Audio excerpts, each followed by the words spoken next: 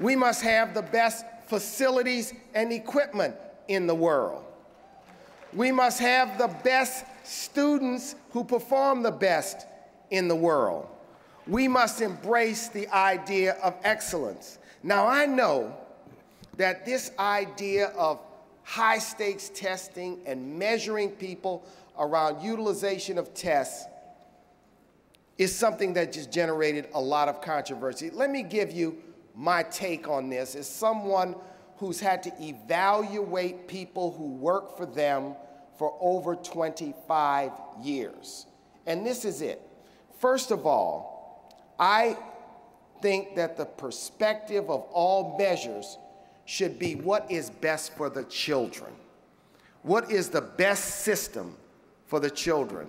And it strikes me as being somewhat out of sorts to suggest that any single measuring system is enough to determine whether a child or whether a teacher.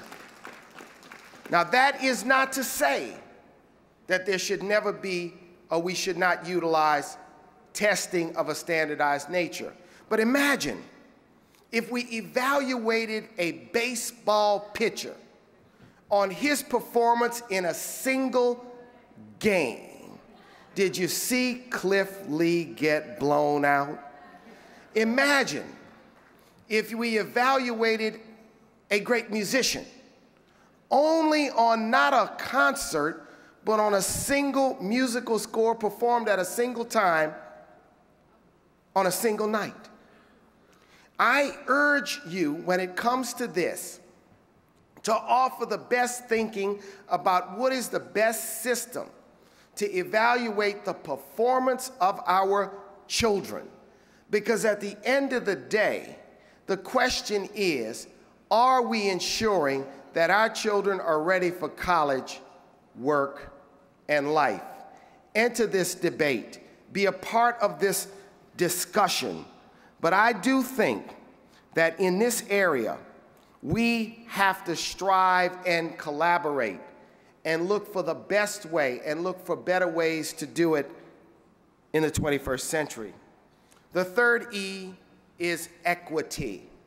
The civil rights community in this nation will not yield on the idea that when it comes to resources, it is unacceptable to go on one side of town and see a broken down school building with no playground, no music lab, and no science lab, and on the other side of town, look at a school that has all of the above.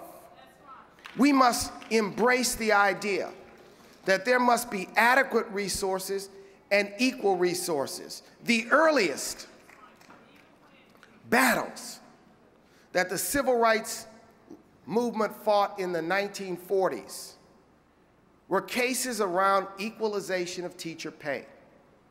The systems of the 20s, the 30s, and the 40s paid black teachers at a lower wage scale than white teachers. And before there was a Brown versus a Board of Education, there were successful challenges in the Supreme Court to equalize teacher pay.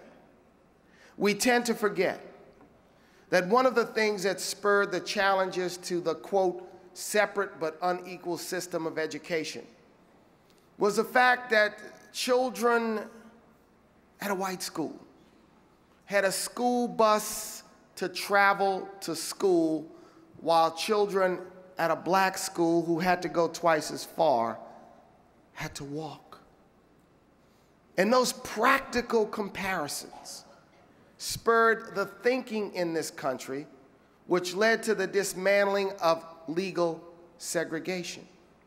When it comes to the issue of resource equity, I ask you, as we are doing, to place it on par, on level, and in priority with everything else. I see too many politicians who suggest that when it comes to things like war and homeland security, there should be an open checkbook. when it comes to preparation of children and education, they mouth that money doesn't count or money doesn't matter. We have to change the debate. Imagine in less than 10 years, we've invested $1 trillion of your and my taxpayer dollars on Iraq and Afghanistan. I don't want to get in a debate over the merits of that, but imagine if this nation in the last 10 years had spent $1 trillion on trying to create the best public education system in the world, what result we might have?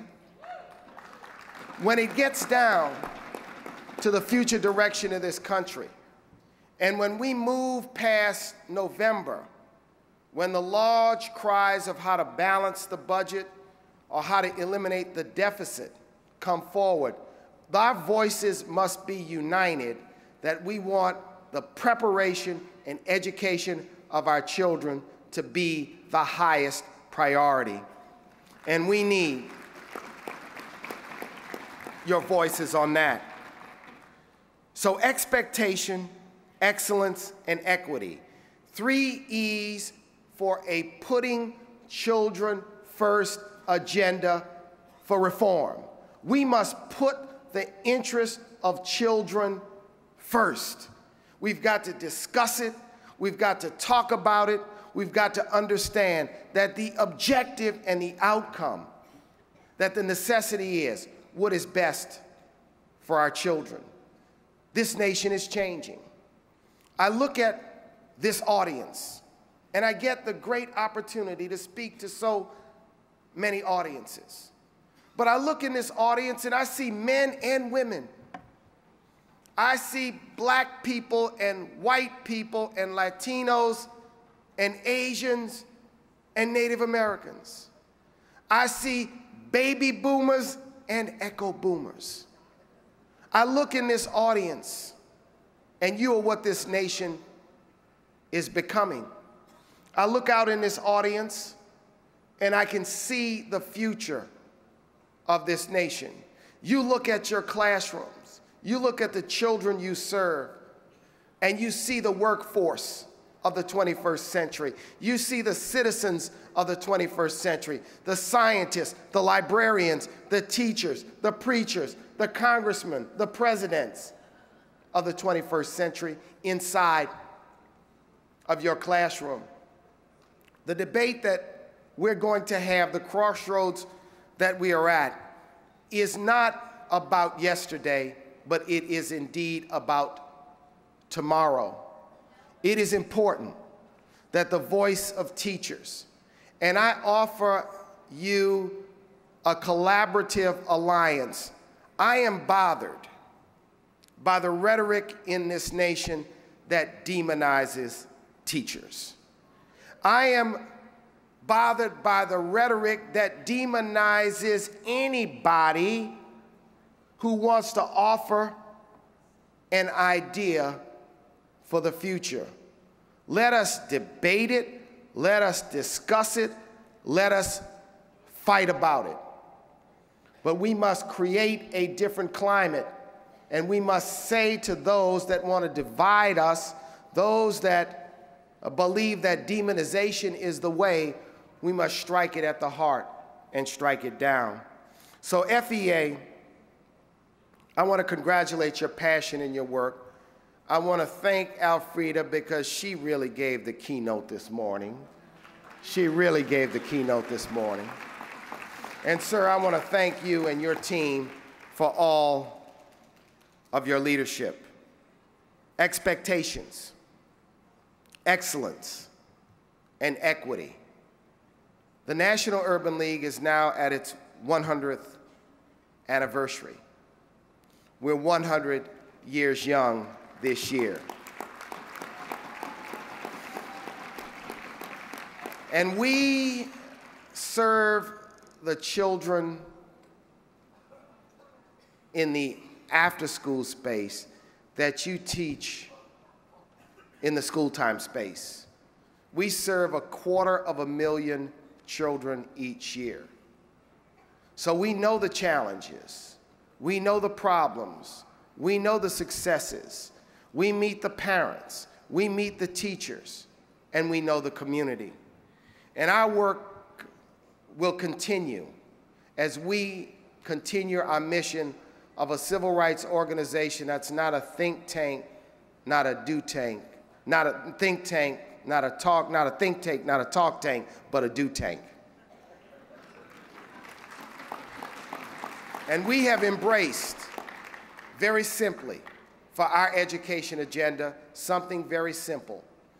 And that is the goal for this nation, that by the year 2025, every child is ready for college, work, and life. We must say that the only graduation rate that we are satisfied with is a 100% graduation rate, that every child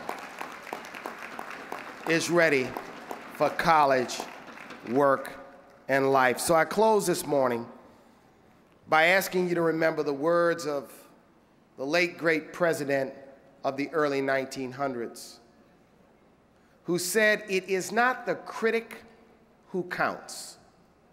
It is the men and women who are in the arena." It's not the critic who can point out where the strong man stumbled or the strong woman slipped. It is the person whose face is marred by sweat and blood and tears. It's not the critic who always, from the spectator stand, sits in the grandstands and points out how the players could have run a different play. It's the men and women who strive valiantly to make the world a better world, the nation a better nation. Teachers and education professionals, you are the men and women in the arena. And better to be a man and a woman in the arena than to be one of those cold, tired, and boring souls who, because they stand on the side, know neither victory nor defeat. Keep the faith. Spread it gently. God bless you.